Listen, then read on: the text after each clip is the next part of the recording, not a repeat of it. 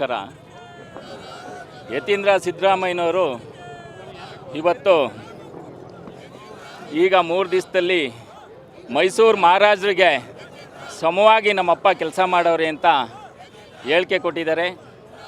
ಆ ಹೇಳಿಕೆ ನಾವೆಲ್ಲ ಇವತ್ತು ಖಂಡನೆ ಮಾಡ್ತಾಯಿದ್ದೀವಿ.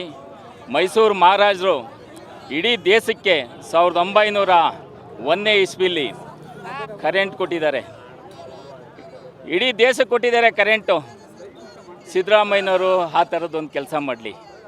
ಮಹಾರಾಣಿ ಕಾಲೇಜ್ ಕೊಟ್ಟಿದ್ದಾರೆ, ಮೆಡಿಕಲ್ ಕಾಲೇಜ್ ಕೊಟ್ಟಿದ್ದಾರೆ, ಸ್ಯಾನಿಟೋರಿಯಂ ಕಾಲೇಜ್ ಕೊಟ್ಟಿದ್ದಾರೆ, ಸ್ಯಾನಿಟೋರಿಯಂ ಹಾಸ್ಪಿಟ್ಲ್ ಕೊಟ್ಟಿದ್ದಾರೆ, ಚಾಮುಂಡಿ ಬೆಟ್ಟ ಕಟ್ಟಿದ್ದಾರೆ, ಮಹದೇಶ್ವರಂ ಬೆಟ್ಟ ಕಟ್ಟಿದ್ದಾರೆ, ಮತ್ತು ಪಾಂಡುಪುರದಲ್ಲಿ ಮೇಲ್ಕೋಟೆ ಚಲುನಾರಾಯಣ ಸ್ವಾಮಿ ಕಟ್ಟಿದ್ದಾರೆ. ಒಂದಲ್ಲ ಎರಡಲ್ಲ, ಅವರು ಎಷ್ಟು ಕೆಲಸ ಮಾಡವ್ರೆ ಅಂದರೆ ಈ ಮುಂದೂ ಮಾಡೋಕ್ಕಾಗಲ್ಲ, ಹಿಂದೂ ಮಾಡೋಕ್ಕಾಗಲ್ಲ, ಆ ಥರ ಕೆಲಸ ಮಾಡಿದ್ದಾರೆ. ಮೈಸೂರು ಮಹಾರಾಜರು ಎಲ್ಲರ ಮನೆಯಲ್ಲೂ ನಾವು ಒಂದೊಂದು ಫೋಟೋ ಇಟ್ಕೋಬೇಕು. ಮೈಸೂರು ಮಹಾರಾಜರು ಅಂದರೆ ಕನ್ನಂಬಾಡಿ ಕಟ್ಟೆ ಕೊಟ್ಟು ಲಕ್ಷಾಂತರ ಜನಕ್ಕೆ ಕೋಟ್ಯಾಂತರ ಜನ ನೀರು ಕುಡಿತಾ ಇದ್ದಾರೆ. ಮಂಡ್ಯ ಜಿಲ್ಲೆ, ಮೈಸೂರು ಜಿಲ್ಲೆ, ಬೆಂಗಳೂರು ಜಿಲ್ಲೆ ಎಲ್ಲ ನೀರು ಕುಡಿತಾ ಇದ್ದಾರೆ. ಅಂಥ ಮಹನೀಯರನ್ನು ನಾವು ನೆನೆಸ್ಕೊಳ್ಳೋದು ಭಾರಿ ನಮ್ಮೆಲ್ರಿಗೂ ಧರ್ಮ. ಅಂಥವ್ರನ್ನ ಹೋಲ್ಸ್ಕೊತಾರಲ್ಲ ಆ ಸಿದ್ದರಾಮಯ್ಯನವ್ರ ಮಗ, ಇದು ಸರಿನಾ ಸರ್? ಸಿದ್ದರಾಮಯ್ಯನವರು ಹಿಂದೂ ಬಾಕ್ಲಲ್ಲಿ ಬಂದು ಕಾಂಗ್ರೆಸ್ಸಿಗೆ ಸೇರಿಕೊಂಡು ಅವರು ಸ್ವಂತ ಶಕ್ತಿ ಇದ್ದರೆ ಹೈಯಿಂದ ಕಟ್ಟಿ 10 ಸೀಟ್ ಗೆಲ್ಲಿ. ನಾನು ರಾಜಕಾರಣದಿಂದ ನಿವೃತ್ತಿ ಹೊಂದ್ತೀನಿ.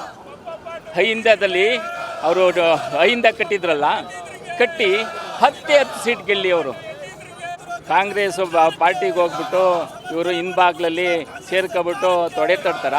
ನಮ್ಮ ದೇವೇಗೌಡರು ಸಾಹೇಬರು ಕಷ್ಟಪಟ್ಟು 16 ವರ್ಷದಿಂದ ಪಾರ್ಟಿ ಕಟ್ಟಿದ್ದಾರೆ, ಪ್ರೈಮ್ ಮಿನಿಸ್ಟರ್ ಆಗಿದ್ದಾರೆ. ನಮ್ಮ ಕುಮಾರಣ್ಣವರು 2 ಬಾರಿ ಮುಖ್ಯಮಂತ್ರಿಯಾಗಿ ರೈತ ಸಾಲ ಮನ್ನಾ ಮಾಡಿದ್ದಾರೆ. ರೈತರ ಸಾಲವ ಯಾವುದೇ ಸಾಲ ಇಲ್ಲದೆ ಮಾಡಿದ್ದಾರೆ. ಇವರು ಕೇವಲ 2 ವರ್ಷದಲ್ಲಿ 1,16,000 ಕೋಟಿ ಸಾಲ ಮಾಡಿದ್ದಾರೆ. ಯಾರ್ದು ದುಡ್ಡದು? ಎಲ್ಲ ತೆರಿಗೆ ಹಣ. ಯಾರಪ್ಪನ ದುಡ್ಡು ಅಂತ ಸಾಲ ಮಾಡ್ತಾಯಿದ್ದೀರಿ ಸ್ವಾಮಿ ನೀವು? ನಿಮ್ಮ ಅಪ್ಪನ್ನ ಮೈಸೂರು ಮಹಾರಾಜರಿಗೆ ಹೋಲ್ಸ್ಕೊತೀರಾ ನೀವು?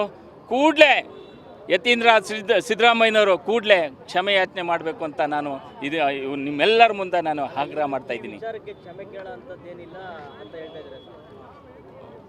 ನೋಡಿ, ಮೈಸೂರು ಮಹಾರಾಜರು ಎಷ್ಟು ದೇವ್ರಿಗೆ ಸಮಾನ ಆದವರು ನಿಮ್ಗೆಲ್ರಿಗೂ ಗೊತ್ತಿರೋದ.